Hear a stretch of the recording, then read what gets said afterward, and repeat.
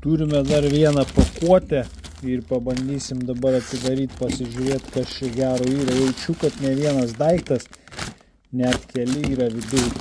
Taip dažniausiai būna siunčiama iš vieno ir to pačio supplierio.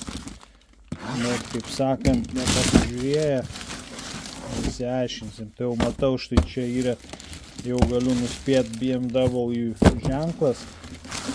Štai čia yra plovimo pistoletas ir putų purškimo bakelis. Tai bus įdomu, aišku, apžvelgti.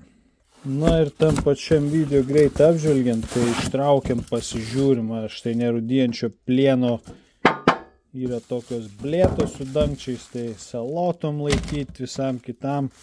Ir tikrai neblogas daiktas. Tai aišku, nėra pats iš geriausių, bet vis šis tas.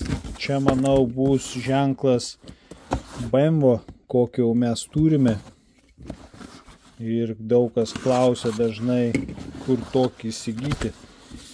Taip, lygiai tas pats, tai yra priklijuot. BMW ženklas, ką padarysime, greitai mes jį pajungsime. Na ir aišku, atrodo jisai gerai, kaip ir prieš tai. Šitas šiek tiek, matom, turi taipogi reguliavimą prididinti, primažinti, bet iš esmės yra, sakykim, toks pats kaip ir anas.